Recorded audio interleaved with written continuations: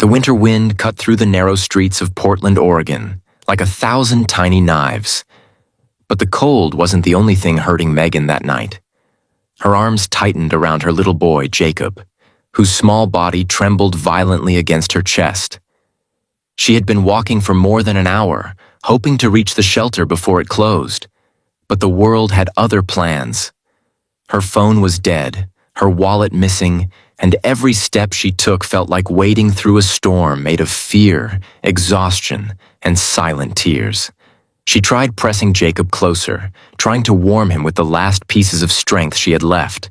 But his tiny hands were ice, and the moment she looked into his pale face, she felt a wave of panic rising inside her chest. She had failed him. Again. If you believe the world still needs kindness, second chances, and hearts that care, please like this video, share it with someone who needs hope, leave a comment, and subscribe to the channel. Your support keeps stories of compassion alive. The streets blurred through Megan's tears as she stumbled forward, whispering to Jacob that everything would be okay, even though she knew it wasn't. She had left behind a life that had become a prison.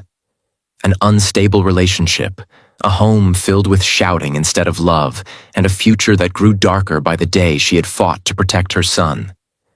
But freedom came with its own cold, merciless price.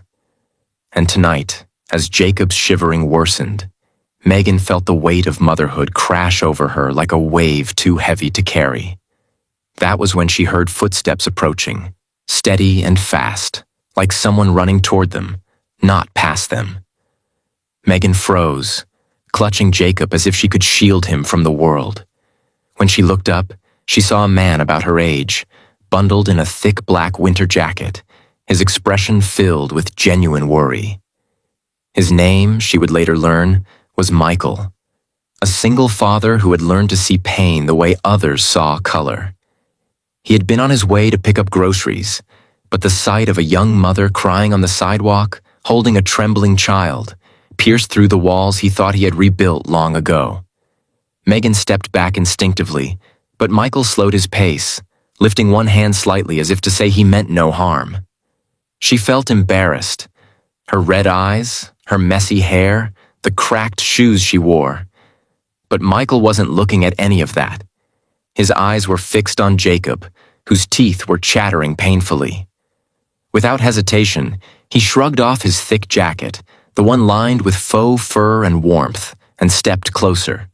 Before she could refuse, before pride could build another barrier, he gently draped the jacket around both mother and child, securing it around them like a shield against the freezing world.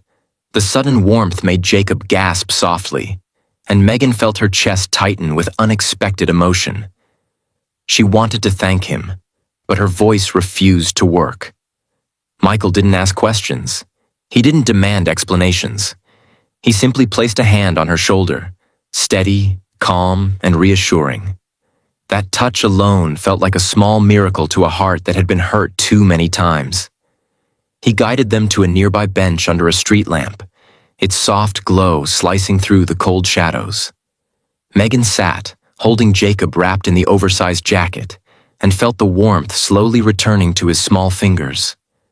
Michael crouched beside them, making sure the jacket covered Jacob's legs and chest. He told her, in a quiet, reassuring voice, that his daughter, Grace, was the same age as Jacob, and that he knew exactly how terrifying it felt when a child shivered in your arms and you couldn't make it stop. The sincerity in his voice broke something inside Megan. Something brittle. Something she had been holding together for far too long. She told him she had left home with nothing but her child, that she had no family left, that Jacob had been sick last week, and she didn't want the cold to send him back into fever.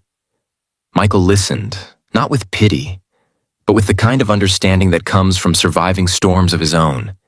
He told her how he had lost his wife to an illness 2 years ago, how he had walked through nights that felt endless, how kindness from strangers had saved him more than once. And tonight, he said, was simply his turn to give it back. When Megan tried to return the jacket, Michael shook his head. He stood up, removed his hoodie underneath, and slipped it on, saying he'd take the cold for a few minutes. She had already carried more than enough. Then he gently insisted on walking them to the cafe down the street where it was warm and well lit.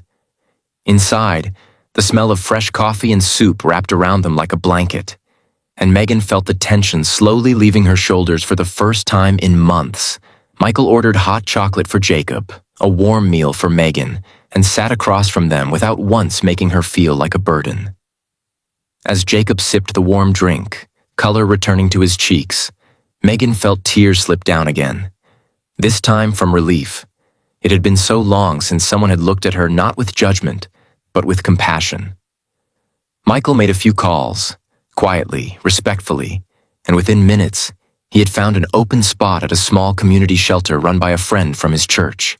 He offered to drive them there, promising her it was safe, family-friendly, and supportive.